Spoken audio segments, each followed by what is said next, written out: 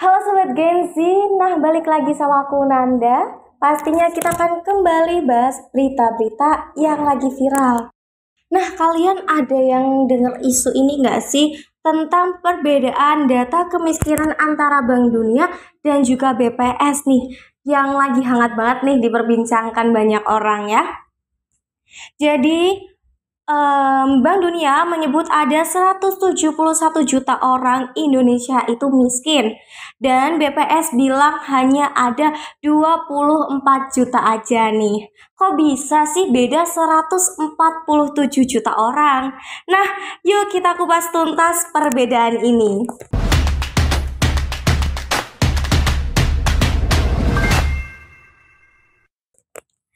Jadi di awal April 2025 kemarin, Bank Dunia merilis laporan yang menyatakan 60,3% penduduk Indonesia atau sekitar 171,8 juta jiwa hidup di bawah garis kemiskinan.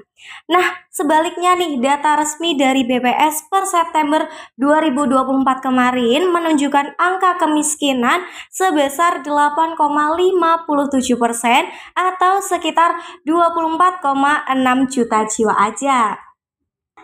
Perbedaan ini bukan karena adanya kesalahan data, tapi melainkan adanya perbedaan metodologi, yaitu Bank Dunia menggunakan standar global berdasarkan Purchasing Power Parity atau PPP, yaitu yang pertama ada 2,15 US dolar Amerika per hari untuk kemiskinan ekstrim. Ada juga 3,65 US dolar Amerika per hari untuk negara berpendapatan menengah ke bawah, dan yang terakhir ada di 6,85 US dolar Amerika per hari untuk negara berpendapatan menengah ke atas seperti Indonesia nih.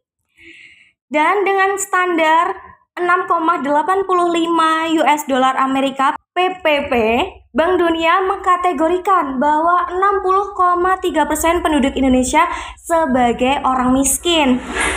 BPS menggunakan pendekatan Cost of Basic Needs atau CBN untuk menghitung garis kemiskinan berdasarkan kebutuhan dasar makanan dan juga non-makanan, yaitu dengan standar konsumsi minimal ada 2.100 kilogram kalori per orang ya per harinya itu, dan juga kebutuhan non makanan seperti tempat tinggal, pendidikan, kesehatan, pakaian dan juga transportasi.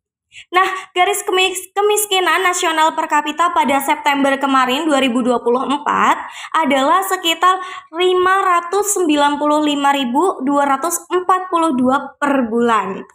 Itu untuk di Indonesia berdasarkan hasil dari BPS. Jadi adanya perbedaan pendekatan ini mempengaruhi kebijakan sosial dan ekonomi.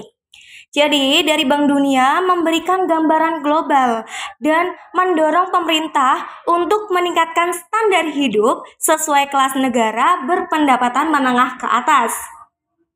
Dan untuk dari BPS itu menyediakan data yang lebih kontekstual untuk kebijakan nasional seperti penentuan bantuan sosial dan juga program pengentasan kemiskinan.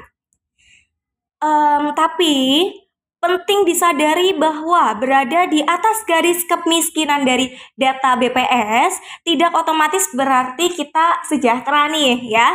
Jadi banyak yang berada di kategori yang akhirnya masuk kategori rentan miskin. Jadi perbedaan antara angka kemiskinan Bank Dunia dan juga BPS bukan tentang siapa yang benar dan juga siapa yang salah, tetapi tentang soal perspektif dan juga tujuan dari pengukuran. Jadi sebenarnya siapa yang harus dipercaya nih? Apakah pemerintah sedang menyangkal realita demi menjaga citra? Dan apakah 20.000 per hari cukup untuk hidup layak di Indonesia nih kira-kira? Langsung aja, bagaimana menurut kalian? Apakah standar global lebih relevan atau pendekatan lokal lebih tepat nih untuk Indonesia? Tulis pendapatmu langsung di kolom komentar dan jangan lupa like, komen, dan juga subscribe agar tidak ketinggalan pembahasan isu-isu selanjutnya dan sampai jumpa.